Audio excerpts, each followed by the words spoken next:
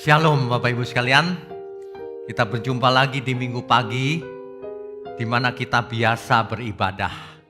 Mari kita mendengarkan firman Tuhan, mari kita pusatkan konsentrasi kita hanya untuk Tuhan. Untuk itu mari kita siapkan hati, mari kita berdoa.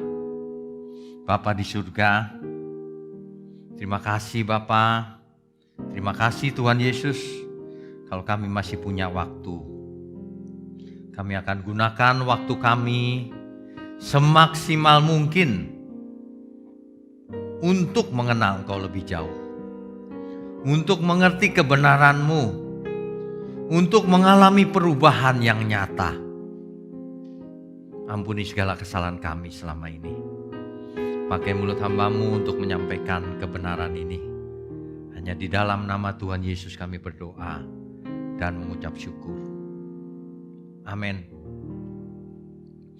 Bapak Ibu sekalian, kita semua sebenarnya sudah tahu bahwa the world has fallen.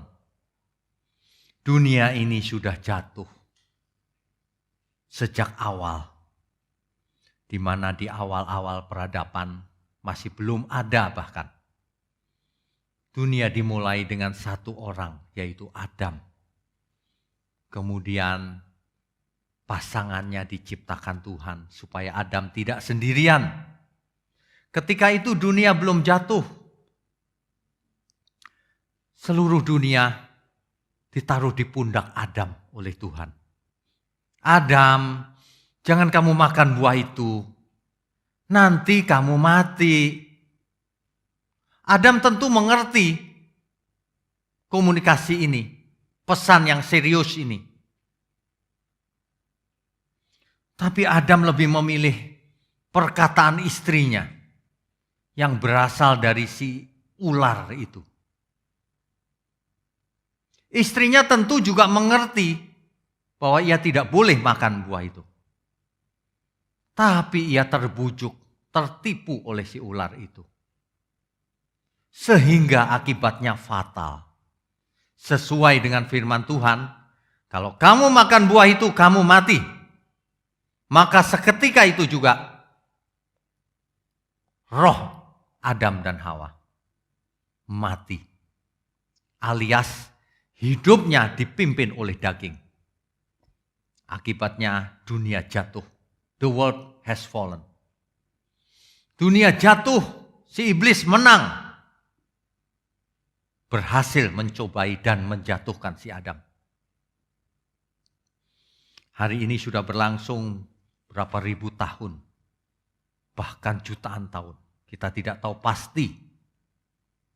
Sebab ada teori young earth atau old earth. Teori bahwa bumi umurnya 6.000 tahun sesuai dengan kronologi yang dicatat oleh Alkitab. Teori yang kedua, bumi ini umurnya sudah jutaan tahun, bahkan miliar mungkin.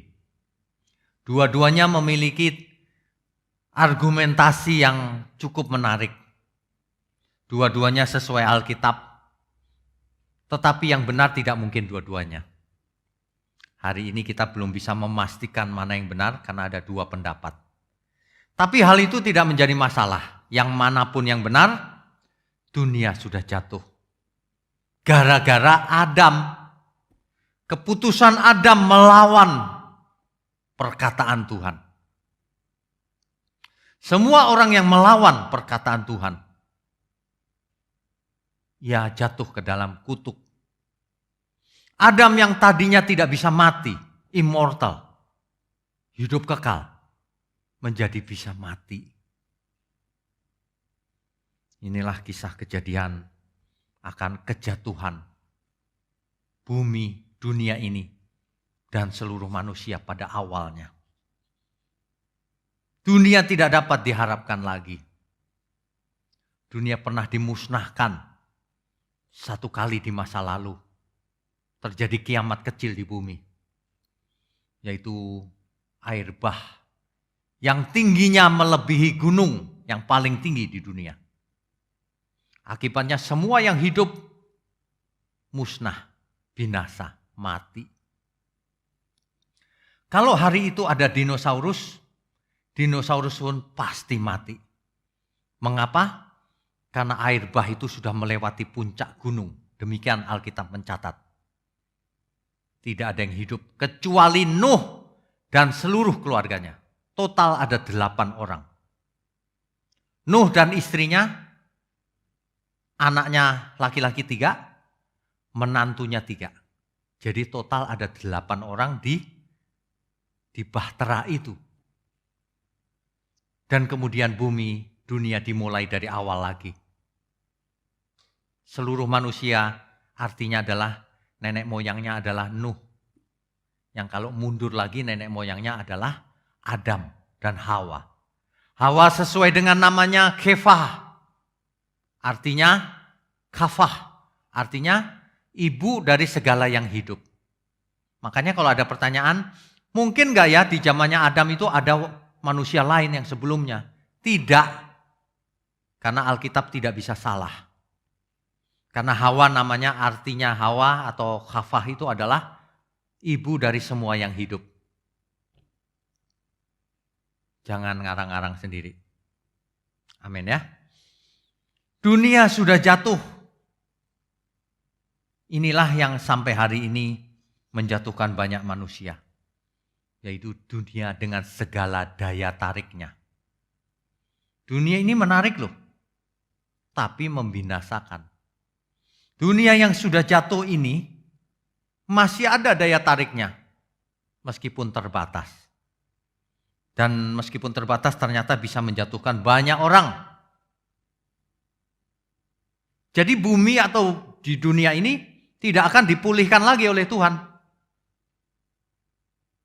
Bumi ini bahkan akan lenyap menjadi Gehenna. Menjadi danau api. Limnen topuros dalam kitab Wahyu dikatakan. Kalau dahulu bumi ini dimusnahkan penduduknya oleh air bah. Nanti seluruh bumi oleh api. Di mana langit dan bumi semuanya akan terbakar. Dan langit dan bumi pun akan lenyap. Jadi Bapak Ibu tidak usah mendengar orang yang mengatakan bumi inilah yang jadi surga nantinya. Bumi inilah yang direnovasi. Tidak ada dasarnya sama sekali. Alkitab dengan jelas mengatakan secara eksplisit. Ketika Tuhan Yesus datang ada di awan-awan. Lalu yang masih hidup diubah seketika. Tubuhnya diberi tubuh kemuliaan. Lalu sebelumnya yang sudah mati dibangkitkan lebih dahulu. Lalu kita semua menyongsong Tuhan Yesus di awan-awan. Dan bersamanya selama-lamanya. Artinya langit dan bumi terbakar, unsur di udara terbakar. Bapak Ibu kalau melihat ke matahari saja, di matahari itu semua unsur yang ada di dalamnya terbakar. Terjadi reaksi nuklir. Kira-kira langit dan bumi akan menjadi seperti itu, bahkan lebih lagi. Yang jadi masalah adalah orang-orang yang ikut jatuh dengan bumi ini. Ia akan tertinggal di langit dan bumi yang lama ini. Dan ia akan mengalami sengsara kekal di langit dan bumi yang terbakar oleh api itu. Dunia sudah jatuh. Kita hari ini punya pilihan. Apakah ikut jatuh atau tidak? Pilihan di tangan kita. Tuhan tidak tentukan. Tuhan tidak menentukan bahwa kita akan memilih ikut Tuhan atau memilih berkhianat terhadap Tuhan. Tidak. Itu teologi yang salah, jangan diikuti. Tuhan itu tidak menginginkan seorang pun binasa. Itulah sebabnya Tuhan sangat mengasihi kita semua. Tidak pandang bulu siapapun. Dan siapapun akan dihakimi menurut perbuatannya. Ya. Bapak Ibu yang mendengar sepotong-sepotong, jangan ambil kesimpulan. Harus mendengar secara utuh. Yang aneh itu banyak orang gak mau dengar utuh. Gak ada waktu saya. Kalau gak ada waktu, jangan ambil kesimpulan. Menunjuk orang-orang lain sesat dan sebagainya, tapi dirinya sendiri yang motong-motong ternyata. Yang sesat itu kau sendiri. Disuruh dengar yang utuh gak mau. kita sangat mudah menyesatkan orang. Kalau siapapun yang khotbah, saya bisa sesat-sesatkan. Saya potong aja khotbahnya, saya kasih narasi sesuai saya. Tapi itu namanya saya jahat. Itu namanya saya berkarakter iblis. Hati-hati, orang yang berkarakter iblis gak bakalan selamat. Dunia sudah jatuh malah punya karakter iblis. Ya, itu sebabnya Tuhan nanti datang melakukan evakuasi. Orang-orang percaya akan dievakuasi dari bumi langit dan bumi yang lama. Menuju langit dan bumi yang baru, dievakuasi. Tidak ada yang bisa evakuasi diri sendiri. Tidak akan ada yang datang mengevakuasi kita selain Tuhan Yesus. Tapi tidak semua manusia dievakuasi. Hanya orang-orang yang berkenan bagi Tuhan yang akan dievakuasi. Itulah sebabnya Alkitab berkata, apa yang harus kita lakukan sebelum hari itu tiba? Sebelum evakuasi itu tiba. Mari kita catat ya Bapak Ibu, mari dicatat. Ada beberapa hal sebelum evakuasi itu terjadi yang Alkitab tekankan berulang-ulang. Yang pertama, dicatat baik-baik. Yang pertama kita harus bertobat. Dari dulu dikhotbahkan bertobat tapi enggak bertobat terus. Bertobatlah karena kerajaan surga sudah dekat. Kerajaan Allah sudah dekat. Matius 3 ayat 2, Matius 4 ayat 17 itu. Orang yang tidak mau bertobat, meskipun umat pilihan, tidak bakalan ke surga. Matius 18 ayat 3. Matius pasalnya yang ke-18, ayatnya yang ketiga. Aku berkata kepadamu, sesungguhnya jika kamu tidak bertobat dan menjadi seperti anak kecil ini, kamu tidak akan masuk ke dalam kerajaan surga. Jadi kalau orang tidak bertobat, tidak mungkin masuk kerajaan surga. Makanya teologi hypergrace pasti salah. Gak apa-apa kok berbuat apa aja. Tuhan gak marah sama kamu. Tuhan Maha Pengampun, pasti ampuni kamu. Gak bisa orang gak bertobat gak diampuni. Ya. Lukas 3 ayat 3. Maka datanglah Yohanes ke seluruh daerah Yordan dan menyerukan, bertobatlah dan berilah dirimu dibaptis dan Allah akan mengampuni kamu. Jelas loh ini Bapak Ibu. Kenapa Tuhan datang 2000 tahun yang lalu? Apa tujuannya? Lukas 5 ayat 32. Aku datang bukan untuk memanggil orang benar, tetapi orang berdosa. Supaya apa? Supaya mereka bertobat. Mengapa? Sebab kalau orang bertobat, dosanya diampuni. Orang yang tidak bertobat, dosanya tidak diampuni. Meskipun sudah pernah dibaptis. Sebab baptisan tidak menyelamatkan. Baptisan air hanyalah lambang komitmen bahwa kita, baik Tuhan, aku mau mati manusia lamaku. Aku mau bangkit lagi sebagai manusia baru. Itu artinya. Kalau lambang itu tidak menjadi kenyataan, maka manusianya tidak selamat. Itu arti baptisan. Ada orang yang tidak percaya loh. Enggak, Tuhan sudah mati di kayu salib, kita sudah pasti diampuninya. Ya baiklah, kita coba sekali lagi baca ya, Kisah Rasul 3 ayat 19. Karena itu sadarlah dan bertobatlah, supaya dosamu dihapuskan. Kalimat ini apa kurang jelas? Kalau kau tidak bertobat, dosamu tidak dihapus. Meskipun Tuhan Yesus mati di kayu salib, banyak orang salah mengerti ketika membaca Alkitab. Tuhan Yesus mati di kayu salib, dosaku sudah diampuni, artinya aku bukan orang berdosa lagi. Salah. Bertobatlah, baru dosamu diampuni. Kalau orang gak bertobat, gak diampuni. Kalau orang gak bertobat, gak selamat. Bertobat itu berubah hidupnya, karakternya, kodratnya. Tadinya perbuatannya jahat, sekarang perbuatannya bukan hanya baik, tapi sempurna. Keselamatan karena perbuatan, bukan hanya karena iman. Jangan dikurangi. Banyak orang mengatakan kita menambah-nambahin doktrin. Keselamatan karena perbuatan. Bukan. Alkitab yang bicara. Kau jangan ngurang-ngurangi Alkitab. Kau nanti terkutuk kau. Saya bacakan sekali lagi ya. Biar ingat terus. Dibacakan kitab Yakobus sering sekali nggak ingat-ingat. Keselamatan bukan karena perbuatan, Pak. Selalu begitu, nggak menghormati Alkitab. Orang yang tidak menghormati firman Tuhan itu iblis bapaknya. Coba saya bacakan ya. Yakobus 2 ayat 24. Biar sering-sering dibaca ini. Jadi kamu lihat bahwa manusia dibenarkan karena perbuatan-perbuatannya.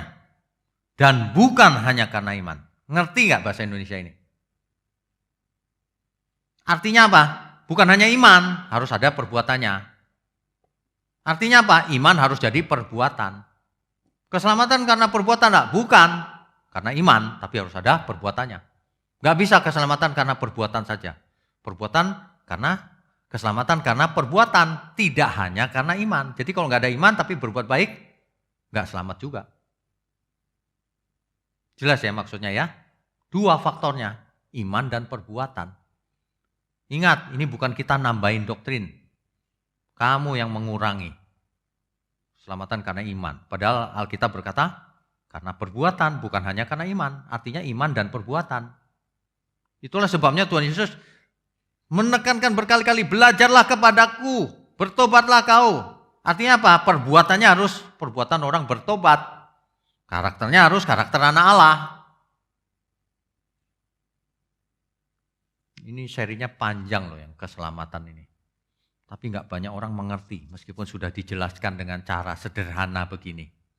Sebenarnya bukan nggak ngerti sih. Sebenarnya mereka sedang menipu dirinya sendiri. Pura-pura tidak tahu ayat ini. Lalu membuat doktrin sendiri, keselamatan hanya karena iman. Itu karangan manusia itu.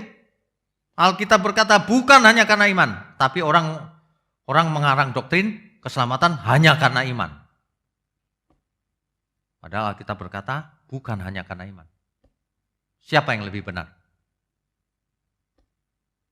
Ya. Oke, yang pertama bertobatlah.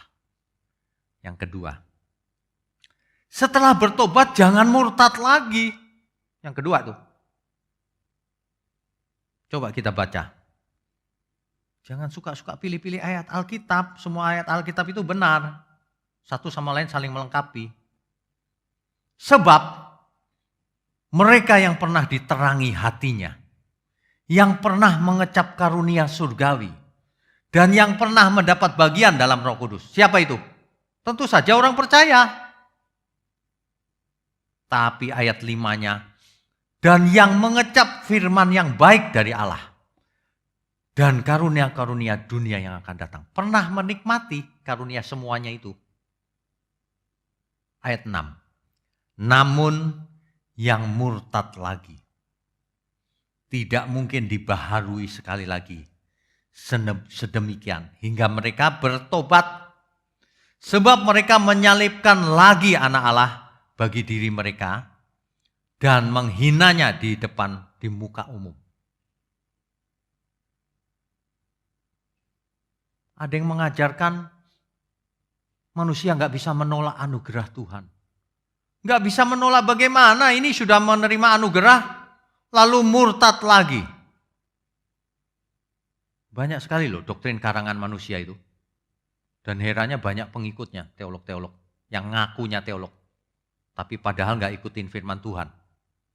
Padahal jelas banget nih, Kalau orang sudah percaya masih bisa murtad? Bisa. Bisa menolak anugerah? Bisa. Ini buktinya. Dibaca nanti. Jangan pilih-pilih ayat. Ya. Kita itu harus jujur. Masa diri sendiri aja ditipu oleh diri sendiri. Menipu diri sendiri. Ayatnya padahal jelas. Ya. Oke.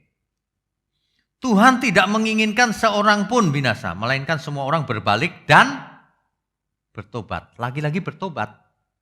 Tadi yang murtad lagi itu masih ditunggu bertobatnya. Kecuali murtad lalu mati, nggak sempat bertobat, binasa dia. Kuncinya itu bertobat. Bertobat itu bukan mulut. Bertobat itu berubah haluan cara hidupnya. Itu 2 Petrus 3 ayatnya yang ke-9. Makanya salah. Kalau ada teologi yang mengatakan sebenarnya Tuhan sudah memilih. Sebagian kelompok ini selamat, sebagian ini binasa. Salah. Karena Alkitab mengatakan yang sebaliknya. Tuhan tidak menginginkan seorang pun binasa. Lah kok banyak yang binasa, Pak? Karena salahnya sendiri. Bukan karena Tuhan yang menentukan. Karena mereka tidak taat. Sama seperti Adam tidak taat. Masa Adam tidak taat, Tuhan yang menakdirkan? Banyak orang pikirannya nggak sehat loh. Mereka pikir Tuhan seperti Mr. Bean mungkin ya. Buat skenario sendiri, nanti senang-senang sendiri. Tuhan adalah pribadi yang agung. Tidak mungkin dia menentukan lalu menghukum, padahal yang menentukan juga Tuhan.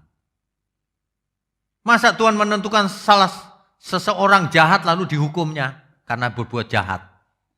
Kan absurd itu. Ya. Bahkan buktinya ya, bahkan jemaat Efesus yang disebut oleh Rasul Paulus sebagai jemaat yang sudah dipilih sebelum dunia dijadikan. Coba kita baca Efesus 1 ayat 4. Efesus pasal 1 ayat 4. Ini adalah surat Rasul Paulus kepada jemaat di Efesus. Sebab di dalam Dia Allah telah memilih kita sebelum dunia dijadikan, supaya kita kudus dan tak bercacat di hadapannya. Ini jemaat Efesus loh yang dimaksud. Ini jemaat Efesus yang mana? Yang waktu itu. Apakah kita? Bukan. Ini jemaat Efesus. Tidak boleh membuat metode induksi, mengeneralisasi ayat ini. Berarti kita pun dipilih sebelum dunia dijadikan, Pak. Bukan. Lagi pula tidak boleh ayatiah. Sebab firman Tuhan itu lengkap. Ternyata jemaat Efesus bisa jatuh dan bisa binasa. Makanya kalau baca ayat yang benar. Ternyata jemaat Efesus bisa jatuh dan bisa binasa. Dan bisa tidak diampuni. Jemaat Efesus diancam oleh Tuhan. Wahyu 2 ayat 5. Sebab itu, ini penglihatan Rasul Yohanes di Pulau Patmos. Dia melihat, dia menulis surat kepada jemaat di Efesus. Di ayat Wahyu 2 ayat 1-nya ditulis begini bunyinya. Tuliskanlah kepada malaikat jemaat di Efesus. Malaikat maksudnya utusan. Kepada utusan jemaat maksudnya adalah ketua jemaat di Efesus. Jemaat Efesus yang sama. Saya bacakan ayat 5. Sebab itu ingatlah betapa dalamnya engkau telah jatuh. Udah jatuh. Ternyata dipilih sebelum dunia juga jatuh. Bertobatlah dan lakukanlah lagi apa yang semula engkau lakukan. Jika tidak demikian, aku akan datang kepadamu dan aku akan mengambil kaki dianmu dari tempatnya. Jikalau engkau tidak bertobat. Ingat tuh. Apakah kalau Rasul Paulus menulis surat kepada jemaat di Efesus lalu seluruh jemaat bertobat, gak ada yang bandel? Bapak Ibu, jangan ayatiah ya. Jemaat Efesus yang ditentukan sejak awal itu ternyata bisa jatuh dan bisa binasa kalau tidak bertobat. Bertobat nggak? Kita tidak tahu, tidak dicatat. Tapi jangan berasumsi semuanya bakalan bertobat. Banyak kok cerita, nggak ada semuanya yang bertobat itu. Ada amin ya. Makanya jangan mengambil kesimpulan hanya dari satu ayat tanpa memeriksa seluruh Alkitab. Nggak sempat Pak, nggak sempat, nggak usah buat pengertian atau doktrin atau mengajar atau khotbah. Nanti kau menyesatkan domba-domba Tuhan. Lebih baik batu kilangan diikat di lehermu dan kau dibuang ke laut daripada menyesatkan domba-domba Tuhan. Ini ayat Alkitab loh yang bicara ya. Saya cuma mengingatkan karena nggak banyak orang mau bicara seperti ini, nggak populer, nggak enak didengar. Tapi ini yang benar. Ada amin ya. Yang ketiga dicatat. Yang pertama apa tadi? Bertobat. Yang kedua, setelah bertobat jangan murtad lagi loh ya. Yang ketiga ini. Setelah bertobat dan tidak murtad, bukan berarti lalu ya sudah selesai pekerjaannya. Lalu pasif. Belum. Kita harus tetap aktif. Apa? Aktif apa? Roma 12 ayat 1 sampai 2. Yang pertama, kita harus mempersembahkan tubuh yang hidup. Yang bagaimana itu? Yang hidupnya kudus. Yang hidupnya berkenan kepada Allah. Kemudian jangan serupa dengan dunia ini. Itu kan intinya Roma 12 ayat 1 sampai 2. Berubahlah oleh pembaharuan budi. Supaya kita semua memiliki kepekaan. Apakah ini kehendak Allah atau bukan. Yang mana yang baik, yang mana yang berkenan, yang menyenangkan Tuhan. Dan mana yang sempurna. Itu Roma 8 ayat 12 sampai 13. Oleh karena itu kita berhutang. Hutang apa? Supaya hidup menurut roh. Jangan hidup menurut daging. Setelah ditebus, jangan kau buat dosa terus. Maksudnya itu. Jangan kumat-kumatan, murtad lagi, bertobat lagi, murtad lagi. Ya, tapi aktiflah tetap di dalam kebenaran. Jadilah murid Kristus. Sebab kita berhutang supaya kita hidup menurut roh sehingga kita hidup kekal nantinya. Amin ya. Nah, 1 Petrus 1 ayat 16. Kuduslah kamu sebab aku kudus. Kudus itu apa? Hidupnya kudus, perbuatannya kudus. Tidak hanya pikirannya yang kudus, semuanya, seluruh hidupnya. Ya. Kudus itu yang pertama dipisahkan. Kita harus memisahkan diri dari cara pikir dunia. Tapi secara fisik kita harus ada di dunia untuk menjadi berkat, untuk menjadi garam dan terang. Kan begitu ya? Oke. Nah, yang kedua, hidup kudus itu hidup tak bercacat, tak bercela dalam segala hal. Supaya bisa kita persembahkan bagi Tuhan. Tuhan tidak mau persembahan yang bercacat, bernoda. Itulah arti kudus. Matius 5 ayat 48, kamu harus sempurna seperti Bapakmu di surga sempurna. Sempurna itu semuanya, bicaranya, perbuatannya, hidupnya, pikirannya, hatinya. Semua sempurna di situ konteksnya adalah dewasa, matang, mengerti kehendak Tuhan, melakukannya itu. Makanya Yohanes 1 ayat 12 mengatakan, barang siapa menerimanya diberi kuasa supaya menjadi anak-anak Allah. Amin ya. Nah, yang terakhir, Bapak Ibu perlu ingat bahwa Ibrani 12 ayat 1 sampai 2. Ibrani 12 ayat 1 sampai 2.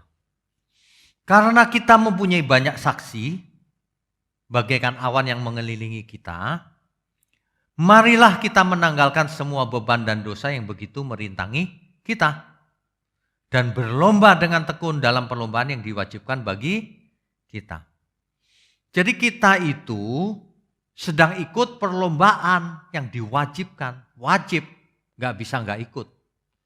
Wajib hukumnya. Dan kita disaksikan oleh banyak pihak seumur hidup kita ini. Rasul Paulus menyarankan, mari kita buang beban dan dosa kita. Supaya dalam pertandingan itu kita bisa berlari-lari memenangkan pertandingan. Amin ya.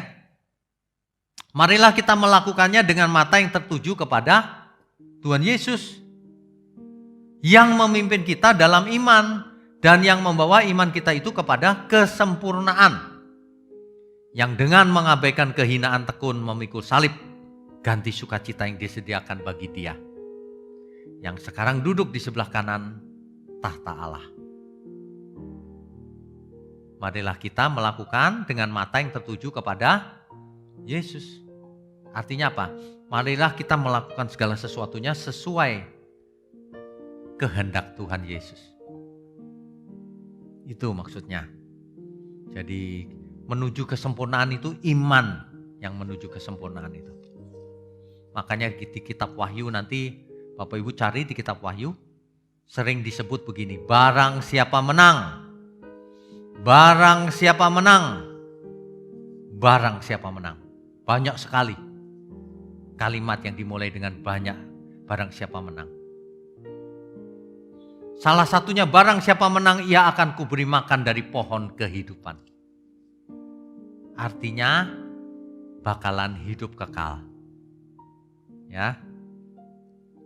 Jadi dunia boleh jatuh, tapi kita jangan jatuh. Ada amin Bapak Ibu? Oleh sebab itu ambil keputusan sekarang juga. Sekarang juga ambil keputusan. Jangan tunda-tunda. Apakah kita mau mengasihi Tuhan atau tidak? Apakah kita mau bertobat atau tidak? Apakah kita setelah bertobat tetap diam dalam bertobat terus? Jangan murtad lagi. Apakah setelah bertobat kita pasif? Jangan. Ayo kita aktif. Mari kita tentukan. Kita harus memilih berpihak pada siapa. Lakukan perbuatan nyata. Dunia jatuh tapi kita jangan ikut jatuh. Saudara, memang hidup kita ini singkat. Sekitar 70-80 tahun. Kalau kita menjaga kesehatan dengan baik, mungkin bisa sampai 90. Kalau kita keadaannya ideal, mungkin bisa sampai 100. Tapi lewat dari 100 sudah sangat jarang. Hanya 70 tahun rata-rata. Mari kita renungkan baik-baik hal ini. Mari kita renungkan agar kita tidak ikut jatuh bersama dunia ini. Ya, betapa singkatnya hari umur manusia.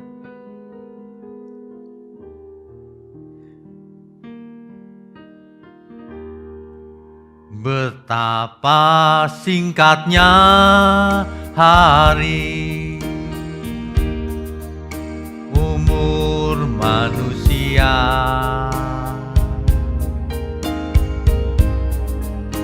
Bagai hembusan uap, sekejap kan lenyap. Hanya 70 tahun. Demikian firman-Mu. Dalam detak waktu semua berlalu dengan buru-buru. Betapa singkatnya hari Tuhan. Betapa singkatnya hari, umur manusia.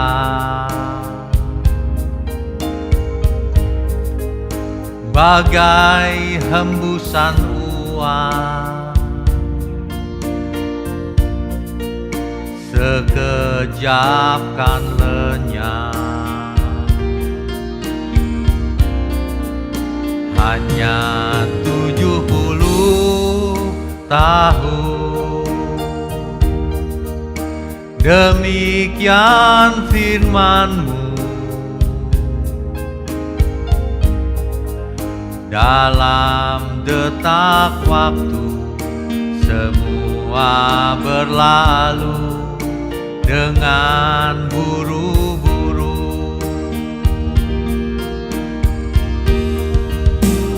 Sungguhnya dari debu kembali kepada debu.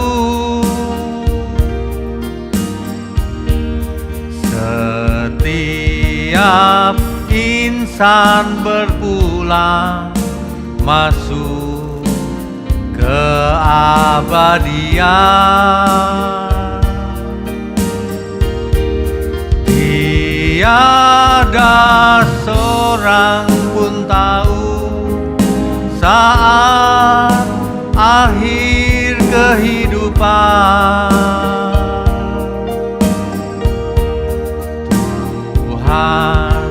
Ajarku menghitung sisa masa hidupku. Sesungguhnya dari debu kembali kepada debu.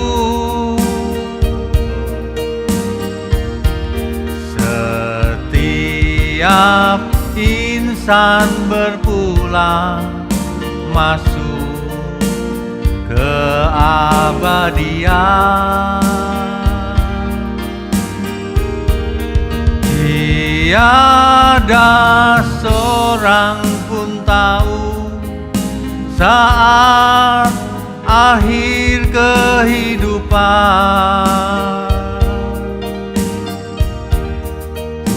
Tuhan, ajarku menghitung sisa masa hidupku. Tuhan, ajarku menghitung sisa masa hidupku.